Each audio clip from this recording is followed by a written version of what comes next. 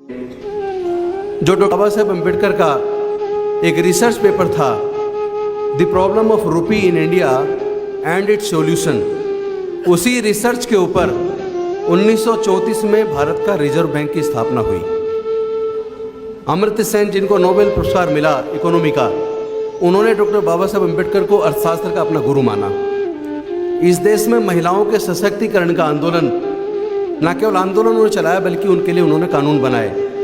1942 में maternity leave act दिया, एक लेबर मेंबर रहते हुए वायसराय की काउंसिल में। मिनिमम वेज एक्ट दिया, काम के घंटे निर्धारित किए। और उसके बाद जब आज़ाद भारत में प्रथम कानून मंत्री बने तो हिंदू कोड बिल लेके आए।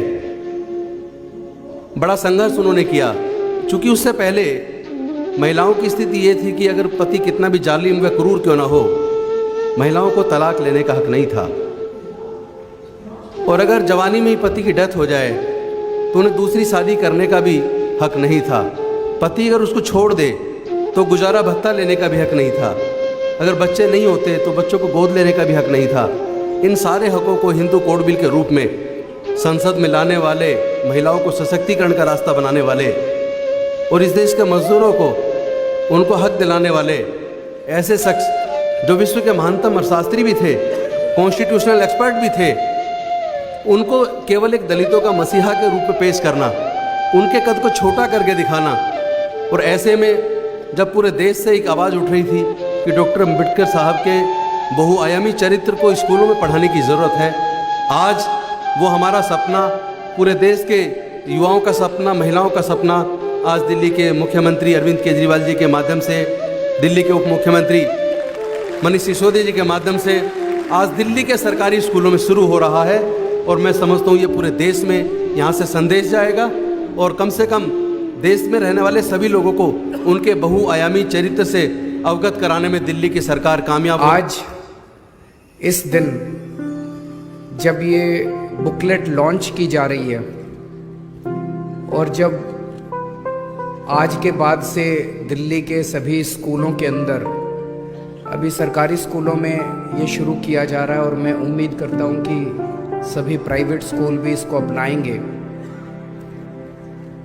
ये बहुत ही खुशी की बात है कि आज हम एक तरह से सच्चे तरीके से उनको अपनी श्रद्धांजलि अर्पित कर रहे हैं। इतने महान व्यक्ति थे, जैसा भी राजेंद्र गौतम जी ने कहा कि कहीं ना कहीं उनको एक तरह से दलितों का नेता बना के हमने उनके दायरों को बहुत संकुचित कर दिया।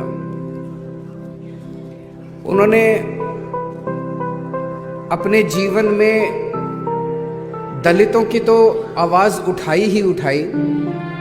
वो खुद उस समाज से आते थे, उन्होंने खुद अपने जिंदगी में बहुत संघर्ष किया, लेकिन उन्होंने समाज के हर उस वर्ग की आवाज़ उठाई जो समाज का वर्ग दबा हुआ था, कुचला हुआ था और जो अन्याय झेल रहा था। इतने गरीब परिवार से निकल के और डबल डॉक्टरेट की डिग्री ली, कोलंबिया यूनिवर्सिटी से पीएचडी की और लंदन स्कूल ऑफ इकोनॉमिक्स से पीएचडी की। बाबा साहब अम्बेडकर ने एक गरीब परिवार से, गांव से निकल के इतना संघर्ष करके उनका जो अर्ली लाइफ पढ़ाया जाएगा बच्चों को, और जब बच्चे देखेंगे कि कितना उन्होंने अर्ली लाइफ में संघर्ष किया और वहां से निकल के वो डबल पीएचडी करके जब भारत लौटे, और भारत लौटने के बाद जैसा भी राजेंद्र गौतम जी ने बताया, उनका contribution reserve bank of India स्थापित करने में बाबा साहब अम्बेडकर का योगदान था। कितने लोगों को पता है?